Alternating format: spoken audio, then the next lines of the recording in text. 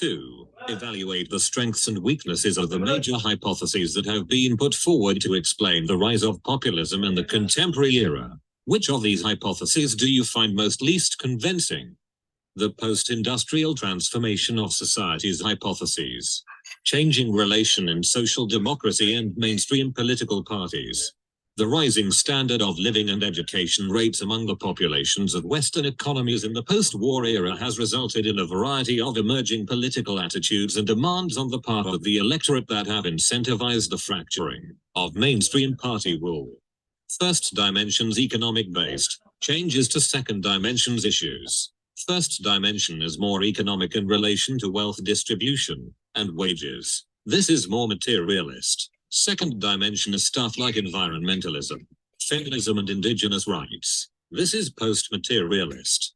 Strength, accurate for Europe, and the transition after World War II in Western world. Comprehensive on where parties' ideology of mainstream parties changed from first to second dimension. Weakness, fails to cover Global South. First dimensions issue are still more pressing in the Global South than second dimensions. Globalization and the rise of neoliberalism hypotheses. A focus on the winners and losers of globalization. Populists target the losers of globalization. In this, the left goes against neoliberalism. Strength, provides context for how populist parties take advantage of cleavages to rise to power, explaining the voter dissatisfaction with mainstream political representation. Our blue-collar worker go for RWP because economic dissatisfaction. Weakness, requires the other hypotheses. It's correct but doesn't cover everything. Changing role of and relation between media and population hypotheses. In previous eras, the media was a more independent organization which was dedicated to a greater degree to an objective presentation of news and facts, but not so much anymore. Populist actors' disapproval of the elite revolves around disapproval of the political establishment, as well as the economic, cultural, and media establishment. Populists undermine the mainstream media. Strength, can cover both the global north and south, an all-encompassing hypothesis. Highlights electoral tactics that populists use to get votes and accounts for the rise of populism in recent years. Gets more into the logistics of populist actors than the others. Weakness, to an extent it relies on active mobilization of anti-media sentiment from populist actors to attempt to devalue the media, rather than the people necessarily having those sentiments themselves. Looks at populism simply as an electoral tactic, not necessarily an ideology or a belief system. Large-scale shocks crisis hypotheses. During periods of extreme difficulty, individuals may become more susceptible to certain messages and political agendas that both ascribe blame for a crisis and outline simple plans to address them. When people are in a more desperate situation, they will be more likely to resort to desperate measures. Economic shocks are more likely to lead to left-wing populism. Increases in immigration are more likely to lead to right-wing populism. Strength, it's an intuitive idea. It explains specific sudden rises of populism after certain events. It can even have an almost predictive quality maybe. Also highlights the thin-scented ideologies that populists employ. Right and left-wing populism can both emerge from the same event. Explains how populists provide elite cues. Explains populism as an electoral tactic. Weakness, very limited in use. Of course, it only explains populism when there is a shock. Its context-dependent lack of accounting for economic aspects of populism. Ignore the historical context of populism. 3. What are the key causes and characteristics of left-wing populism, and to what extent are these factors similar different in the global north and global south contexts? Causes plus characteristics. 3 characteristics. Global north. Those in the global north, like Europe, tend to be more supportive of working within the system. Global south. Those in the global south, like Latin America, are supportive of system overthrow. Similarities. Oscar Garcia on the rise of left-wing populism, party system crisis, corruption, political movements. He proposed 3 factors that led to the conditions of populism. A crisis within the party system, attention being drawn to the cartelization of politics where there is a close relationship with parties and the state, as well as funding given to parties by the state. Pure people versus corrupt elite. The government is increasingly dependent on economic interests. so democratically elected leaders are easily co-opted by the elite. Prevalence of political social movements. There are more social movements and protests, particularly in times of crisis, which bring attention to the failure of the political economic system. These three factors combine to make a crisis of representation. Crisis of representation. People not being represented and working against that. LWP is the combination of a populist force and the desire to expand democratic representation through appealing to the people against the elites, along with the LW tradition of promoting equality and social justice. The pursuit of egalitarianism in the LWP central principle. The LWP focus on the expansion of democratic participation is very integral to the LWP ideology. Historically, LWP has been confined to the critique of the neoliberal economic order.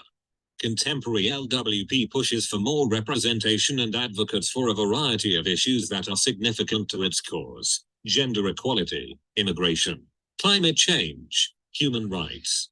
Over time, LWP shifted away from just economic-oriented critique of neoliberalism to a more expansive movement for democratic expansion, aiming to provide for rights and freedoms to historically oppressed and marginalized communities that fall outside of the traditional class-based cleavages or that may cut across class lines. Definition of Oscar Garcia: left-wing populism. Combination of a populist impetus and the desire for expanding democratic representation through appeal to the people against the elites and the left-wing tradition of promoting equality and social justice. Shifted from critique of neoliberal economic order to the pursuit of egalitarianism, push for greater democratic representation. Transversality, achieve greater levels of representation, goes beyond traditional lines of left-right politics. Inclusiveness, representation of diverse interests. Participation, direct democratic participation, establishing trust. Left-wing populism and socialism. It has been heavily argued that left populism is greatly influenced by the socialist tradition because socialism itself is intrinsically populist. For much of the 20th century, socialist parties have used a class-based strategy to mobilize support, in a way that is akin to Marxism. Comes from a socialist past, but now is more focused on emancipation of the national people rather than just mobilization of the working class. Europe supports working within the system, but Latin America is more focused on system overthrow. The contemporary advocacy of left-wing populists to get more representation comes from a bigger critique of liberal democracy. They see liberal democracy as resulting in a gap of representation, and not living up to its promise. They propose an economic democracy which would allow a society that focuses on human equality and social justice, rather than maximization of wealth. This should ensure that everyone is provided with the basic necessities and be able to engage in a market democracy, rather than all of life being dedicated to the profit motive, which they consider to be the case of the current liberal democracy.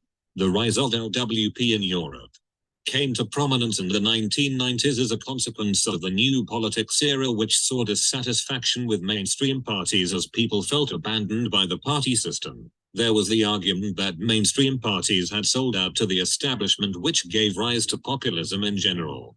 Populist backlash was rooted in the prominence of third-way politics of major parties in the aftermath of Keynesian economic consensus and the transition to the neoliberal model. Transitioning from full employment goal to low inflation and supply-side management, and voters hurt by these policies looks for political alternatives. Also, after the collapse of communism in the 1990s, it provided an opening for LWPP to become viable left-wing alternatives, especially after the rightward shift of Social Democratic Parties EG, German SPD and the British Labour. Changes within the part structure also allowed populists to frame mainstream parties as part of the establishments. The concept of heartland became an important element in LWPP, which was the idealized model of social democracy prior to the neoliberal paradigm. The expansion of the EU also gave rise to LWPP as it was seen as a threat. It was correlated with rising levels of socio-economic insecurity and the expansion of the neoliberal capitalist globalization, which exposed national politics to international economic forces.